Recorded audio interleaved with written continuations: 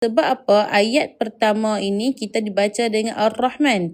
Hari ini Ustazah akan petik bacaan daripada surah Ar-Rahman ayat pertama hingga ayat ke-16 pada muka surat 531 insya-Allah. Bismillahirrahmanirrahim.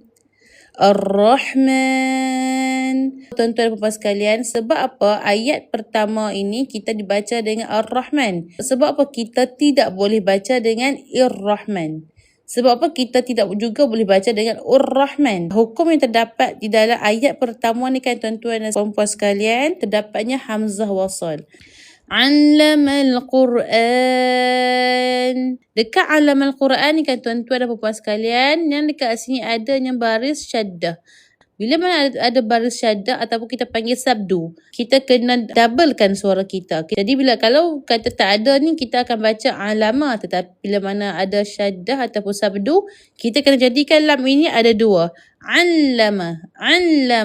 Okey, yang dekat sini kan tuan-tuan dan puan sekalian, Ustazah nak cerita ada satu lagi hukum tajwid. Okey, yang dekat hujung ni kan tuan-tuan dan puan sekalian, hukum yang terdapat pada ayat yang kedua adalah mad arid lisukun. Okey, apa maksud mad arid lisukun tuan-tuan dan sekalian? Maknanya adalah mad itu panjang. Arid itu mendatang, lisukun maksudnya disebabkan adanya sukun.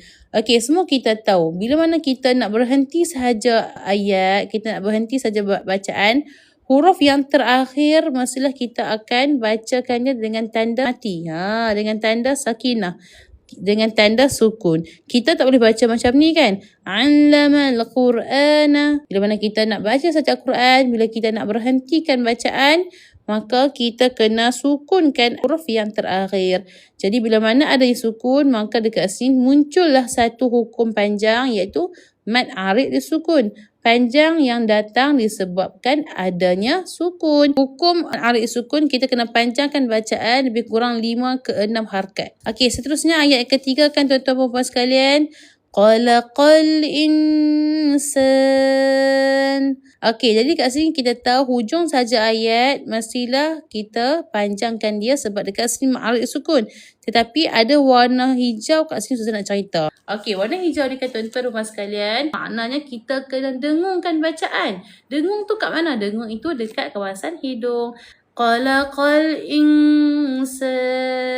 Bila mana hidung kita bergetar sedikit, maka kita ni dapat mencapai kesempurnaan di dalam dengungkan bacaan.